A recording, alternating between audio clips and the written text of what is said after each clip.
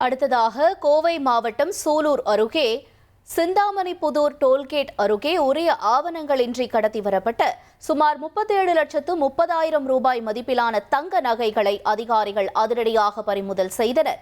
சிந்தாமணிப்புதூர் tollgate பக்கத்துல அதிகாரிகள் வாகன சோதனையில ஈடுபட்டிருந்தப்ப அந்த வழியா வந்த ஒரு தனியார் ஆம்னி பேருந்தை நிறுத்தி சோதனை செஞ்சிருக்காங்க. அப்ப அந்த பேருந்துல வந்த கோயம்புத்தூர் சித்தி விநாயகர் கோயில் வீதி மங்களா ஜுவல்லரி பில்டிங்கில் வசித்து வரக்கூடிய மதுசூதன் ராணா என்பவரின் மகன் அனுப் ராணா,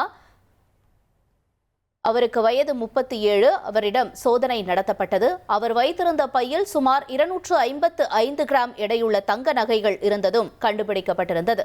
இந்த நகைகளை எடுத்து செல்வதற்கான உரிய ஆவணங்கள் அவரிடம் இல்லாததினால சுமார் 37,30,000 ரூபாய் மதிப்பிருக்கக்கூடிய அந்த நகைகளை அதிகாரிகள் பறிமுதல் செஞ்சிருக்காங்க. பின்னர் பறிமுதல் செய்யப்பட்ட நகைகள் மற்றும் பிடிப்பட்ட நபரை அதிகாரிகள் சூலூர் தாலுகா அலுவலகத்தில் ஒப்படைத்திருக்கிறார்கள். இதுகுறித்து வருவாய்த்துறையினர் மற்றும் காவல்துறையினர் தொடர்ந்து விசாரணையும் மேற்கொண்டு வருகின்றனர்.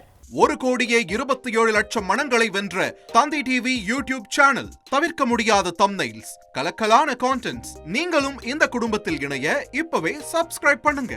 அசுரபலம் கொண்ட எங்கள் டிஜிட்டல் கரங்களில் உங்கள் விளம்பரங்களை சேர்க்க வாட்ஸ்அப் பண்ணுங்க. 8939888378. Email advtthanditv@dttv.in.